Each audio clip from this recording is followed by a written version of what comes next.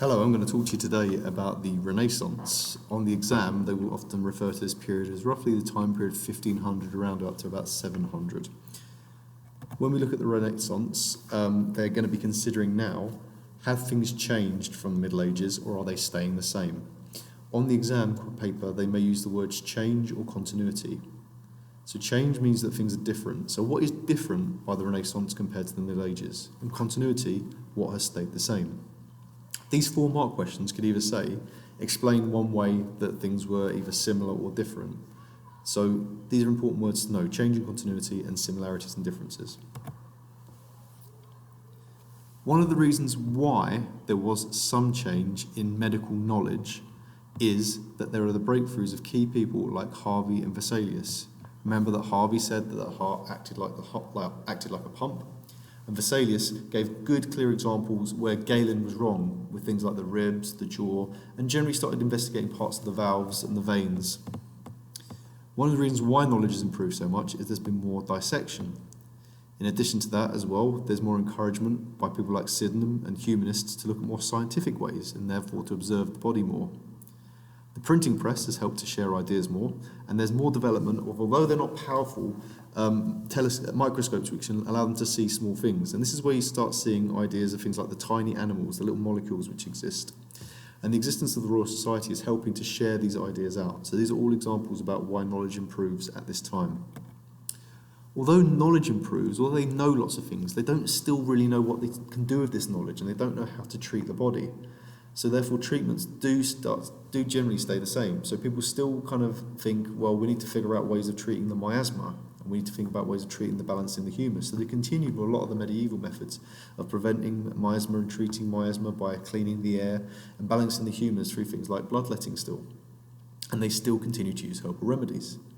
However, there were some changes to treatments. For example, you could argue that they're starting to use more chemicals and alchemy and chemistry in some of their treatments now, and also with the development of the New World and exploration, they're starting to build in more ways that they can expand their herbal remedies.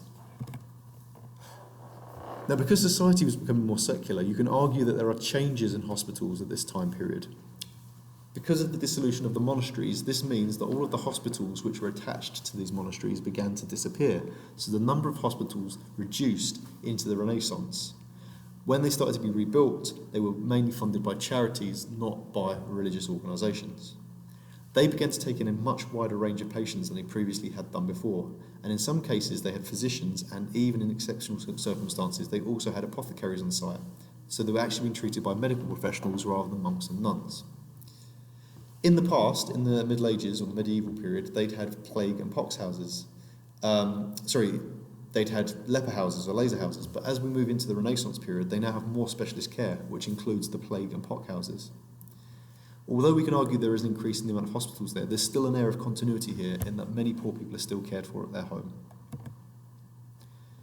When we think about physicians, I think it's important to remember that although physicians didn't have a license in the Middle Ages moving into the Renaissance, which is something that you could argue is a difference, there is a similarity in the fact that they were still expected to go to university. So physicians in both the Middle Ages and the Renaissance, they continue to go to university.